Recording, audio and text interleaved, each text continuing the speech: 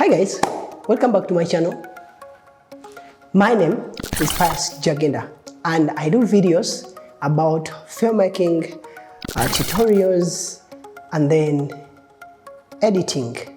But also, I used to do videos about Photoshop, but I wasn't an expert, so I decided to give that up. Anyway, in this video, I'm going to be taking you through some of the things that will get you arrested. If you're a beginner, this video is going to save you so much. This video is going to save you from being fired, hated, and being arrested on the shoot. I mean getting arrested.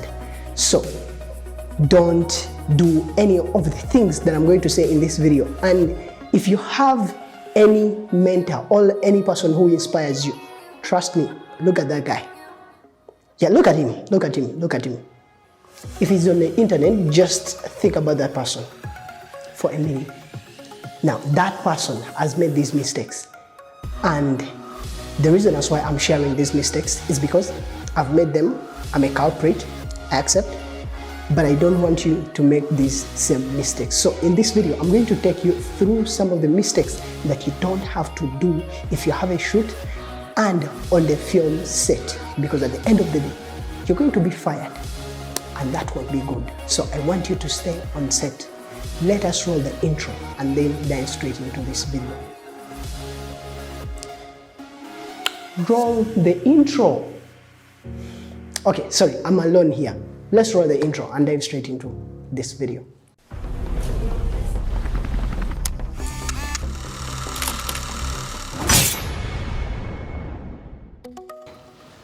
Number one of the things you don't have to do on a film set that will make you hated on that set is you don't have to arrive late. Now, arriving late will not only cause you to be arrested on set or even being hated, but it will disorganize your program of the day. The people you're going to work for will be disorganized if you come late. By the time someone sets up time to shoot or even to run this particular video, by the time someone sets up time to start shooting, that means that they might be having some other programs, or they might be targeting something specific or some details at that particular time of the day. So you need to arrive so that you can be able to be ready for the shoot. So please, if you are in the film industry or even in the creative industry, don't arrive late on set, because if you arrive late, you're going to disorganize your client and you're going to disorganize yourself. Now, the second act that you don't have to do on set is forgetting your tripod shoe. I've seen this so many times when we arrive on set.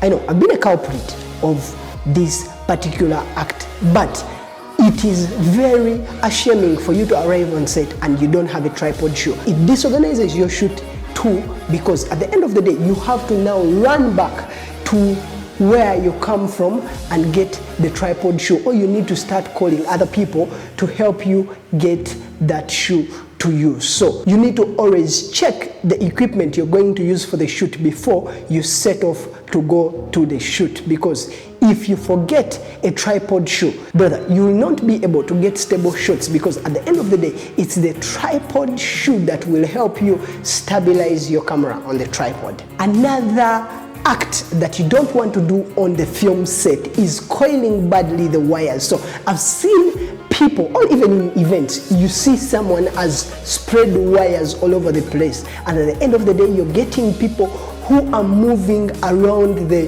wire area, and people are going to start falling down. Or even if you're on the film set, people are going to start falling down just because of those cables. So you need to coil the wires properly. And also, don't forget gaff tape. If you're going on the shoot, don't forget the gaff tape, because you never know when you need to gaff your wires. Imagine a scenario where wires are all over the place and someone by accident just walks into these wires, falls down, and then the cable they have fell into is the cable that is holding your light. You have lost a light just because you fail to coil your wires properly, or even you fail to have a gaff tape on the set that would have saved you this light. Please when you are on the film set, try as much as possible that you coil your wires properly. This usually happens on film sets that are going to happen for a long period of time, or if the shoot is running for a day, trust me, you will be a culprit of this. I've seen people who decide to remove batteries that are charging and they decide to just charge their phones. Please, if you're doing this, you're going to be arrested on the film set. So it is very bad for you to remove the batteries that are charging, because these batteries are playing an important role on the shoot that you're having at that particular moment. So your phone can wait. Please don't dare you remove the batteries that are charging so that you can be able to charge your phone. Now, this is us to another act that will get you fired on the film set, and that is suggesting for the director. Remember, this person has been preparing for this shoot for a very long period of time. Only he's one of your bosses and you're there trying to wiseacre, telling him, let us do this, please, that doesn't work, let us do this. This will get you fired on the film shoot. So one of the way you need to approach, if you have better ideas that you think are very appropriate to the director, please politely find a way you can be able to share them to the person who is next to him, or the assistant director, and then let the assistant director share your ideas, or even pass on your ideas to the director. But don't just go to the director and suggest ideas, because this person, what he is doing, he has prepared it for a very long period of time and is sure of what he's doing. You just need to do what he tells you. In case you have a better idea, please share it with the people who are next to him, and then they will be able to suggest these ideas to him, but not you just rushing into the director and telling him what to do. This happened to me. I was on set and then we started recording. Remember, I had not checked my camera settings to confirm that they are all in sync with the second camera, and then we shot an interview for over 15 minutes. Now, after the interview, I had to check and see how the clip was. When I reviewed the clip, ashamedly, the clip was in slow motion and we had to redo this whole interview.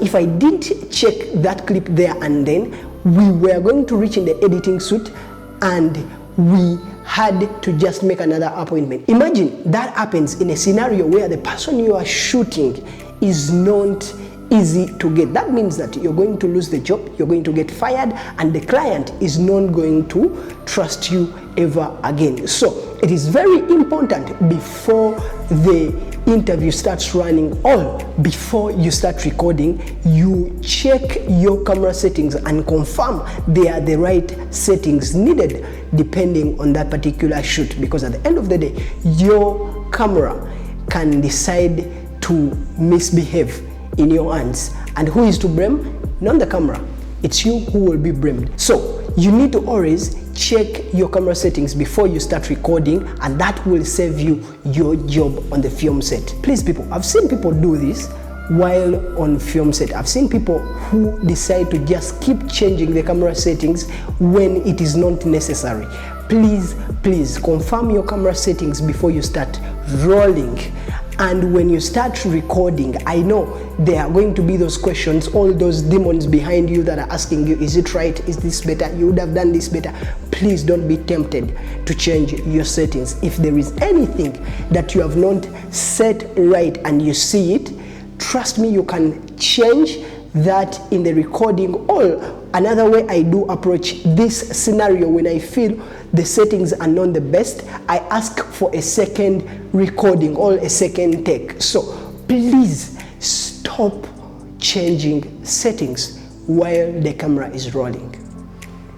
Before I share with you the next acts that will get you arrested on the film set, don't forget, Ivy League sponsors these particular videos. Ivy League, they are the experts that I trust in video work, but also they help me with this space that you see, like you can see in the background.